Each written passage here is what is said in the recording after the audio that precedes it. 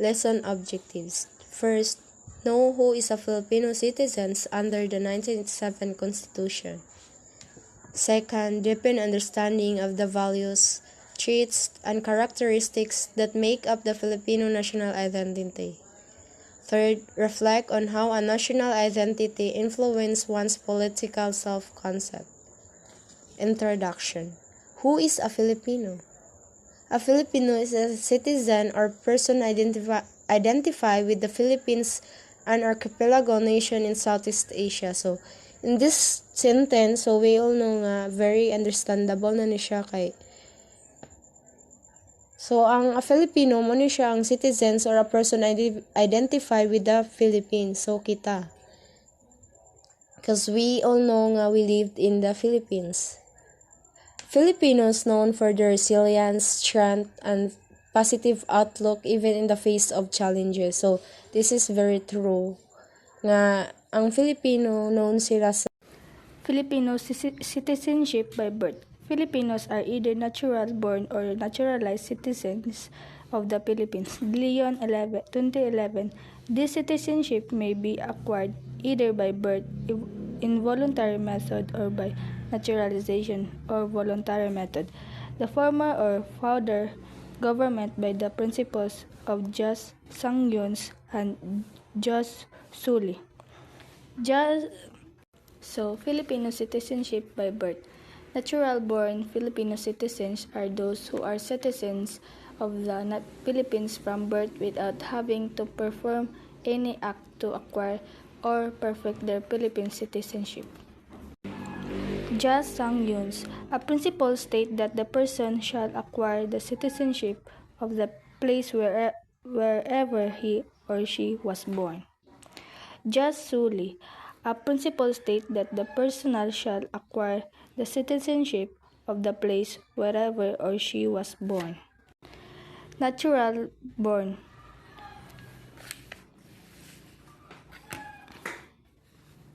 A citizenship need not perform any act to acquire such citizenship if their parents are both Filipinos.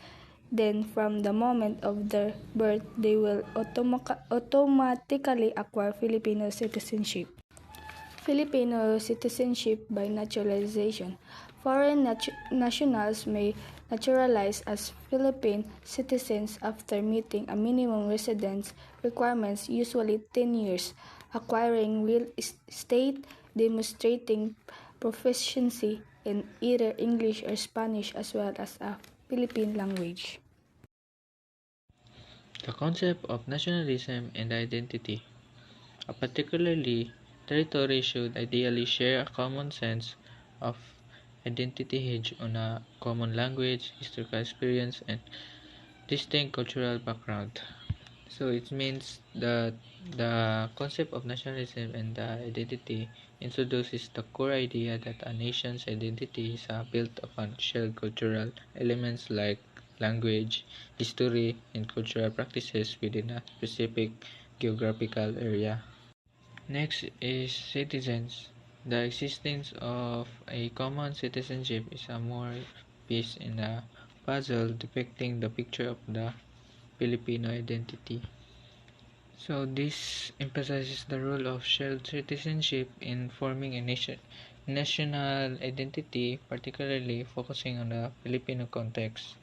So it suggests citizenship is a key component of a broader national identity. Next is national identity. We also acquired forged through nationalistic sentiments shared among inhabitants of a particular territory. National identity isn't solely based on inherent factors but can also be actively constructed through shared feelings of nationalism and a sense of belonging with a specific geographical area. Next is Kaufman. They argued that Filipinos have a relatively weak sense of nationalism's identity. It means that Kaufman's argument that Filipinos exhibit a less unified national identity compared to some other nations. He explained certain factors that may contribute to this rather fragmented identity by applying the three known nationalism theories to the Philippines context. So there are three known nationalism. The first is modern approach of Gilner, 1983, which suggests that existence of a shared language as unifying part of a culture strengthen a national identity. It means it's suggesting that a common language is a key element in forging a strong national identity. The, the second is the ethno-symbolist approach of Anthony Smith, 1998-2009, which views nation as a named and self-defined human community whose members cultivates and meets memories, symbols, values, and traditions. It means a nation as a group with shared name, identity, and cultural elements.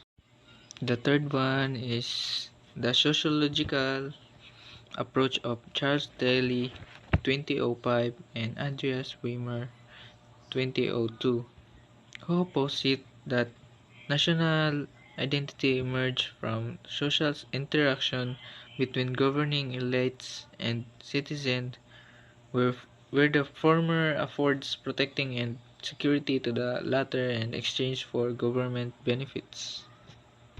The third theory suggests that national identity arises from the relationship between the governing power and the citizens, where protecting and security are exchanged for benefits. The last part of my report is cultural and the Filipino identity, the set of value, belief, thinking, patterns, and behavior practiced by a society and transmitted from one generation to another through time comprises culture. So, culture and the Filipino identity defines culture as a collection of values, beliefs, and behaviors passed down through generation with a society. Hi everyone, I am Jeneline Pikinikot and now I'm going to discuss the Filipino values and traits. So first is hospitality. The Filipino brand of hospitality is widely known across the globe. Filipino welcome their guests as if they are part of the family by always opening doors to guests and making them feel at home. They even spend a lot of money and obtain loans to be able to satisfy the needs of their guests.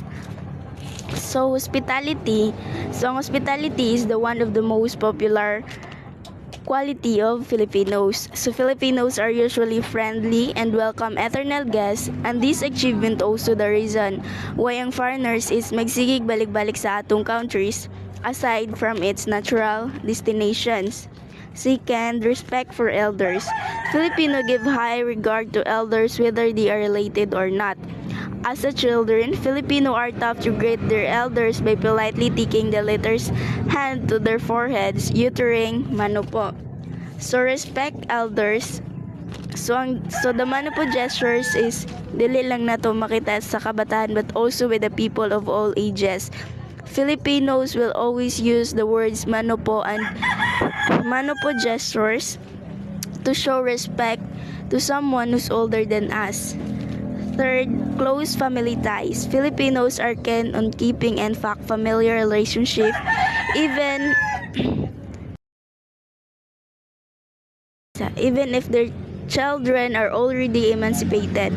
Unlike in most American families, most children lives with their parents as long as they like, even if they already have their own families. So, close family ties. So, Filipinos really write the big families. And they're always family oriented and usually prioritize their family first even if our friends treated them as a family, diba? And we Filipino value our family so much that we tend to keep the family in fact through the generation. I mean intact. The self-sacrifice. Filipinos always go out of their way to extend help to their friends, families, and loved ones. They wish comfort and better lives for the for their loved ones and would even go to the extent of working abroad 100 miles away from their families to earn more money and save up for them. So self-sacrifice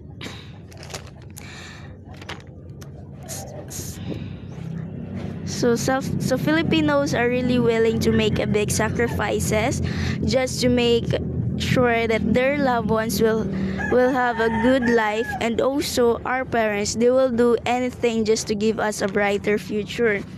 Then bayanihan, the bayanihan spirits helping each other and giving without expecting something in return. Filipinos are always ready to share and to help their friends and loved ones who are in need.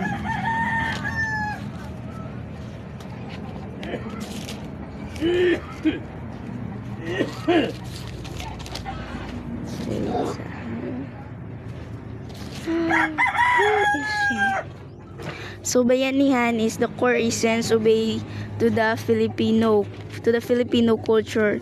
So usa ni atong magtinabangay.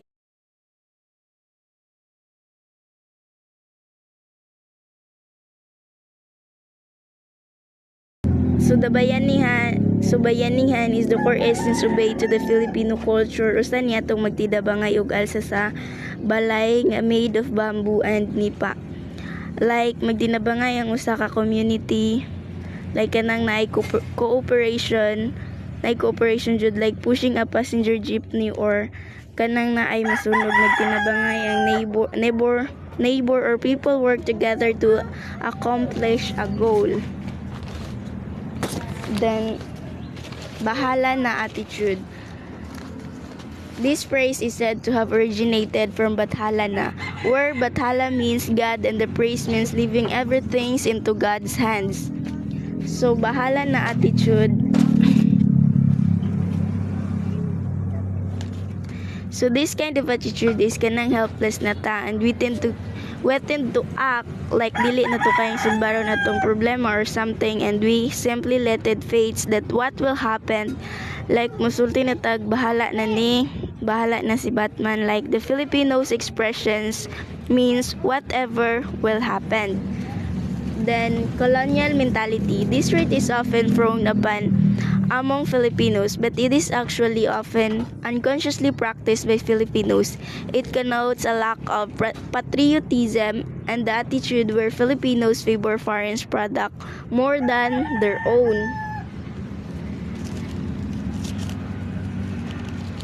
Colonial mentality, so this kind of thinking that foreign products are way better and always better than local ones. So Filipinos really love foreign foods, foreign media, even Western brands. So wala sila support sa local brands. To lose this kind of mentality begins spending your time or money and services the local products, expecting a local culture, and also if you respect it yourself, then the world will respect it also. Crab mentality. These traits talk about being insecure or jealous of another achievement. Just like crabs in a container, Filipinos pull each other down and ruin each other's reputation rather than lifting them up, resulting to no progress. Filipinos should change the troublesome attitude and focus more on one's own advocacy in order to improve oneself. So crab mentality. So this mentality is people get jealous when their neighborhood or relatives become more successful than them. Or in Bisaya, which is mahadlok silang malabuan. So mao na siya ay crab mentality. Be an active That's Filipino all. citizen.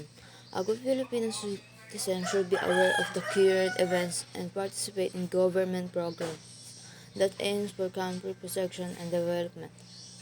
Stay informed about current events and participate in government programs to contribute to the country development para mas develop atong country by appeal sa mga progression or mga event sa Pilipinas. Then the second one, study the Philippine history. The road of the Philippine history is long and bloody. By learning and fully understanding the events of the Philippine history, one will learn so much why it's important to love one's country with your life, extend how Filipinos indeed and recognize abuse of Philippines. So understand the country's history to foster the love and nation, and how fellow citizens to recognize the political abuse kung gina-abuse na bata ng mga kung, kung gina-abuse na bata sa mga congression or government is, and if gina-use na lang ta. So the third one, when you support local product, when you buy local products, you do not only support local manufacturers and businesses executive, but also help strengthen the local community. How it's so, there will be more demand in local products, thus local business will be in the for more employees, which open new opportunities. Buying local helps the economy by creating demand and leads to more opportunities job. Third one, speak the Filipino language. This history of the Filipino language was as long and hard as the Filipino history. Jose Rizal highlights the importance of speaking the national language as a way of displaying the love of one's country. Speaking the national language shows the love for the country, as the highlight by Jose Rizal. So, dire kay makita nato kung gaano nato ka-love ang Pilipinas by speaking our own languages. Fifth time, do not spread fake news and democratic in engaging with this period in history of the Philippines has seen how the internet has found tons of possibilities for us, both good and bad. Nowadays, it is easier for Filipinos working abroad to communicate with their loved ones live in the Philippines through the internet. So the Drugan is dealing with a decent and responsible online, especially since the internet has made communication easier for the Filipinos worldwide. So kay easy na lang nato makakommunicate at mga loved ones through sometimes the internet is many of fake news based maraming nagsisend ng mga fake news through online. So ingat ra.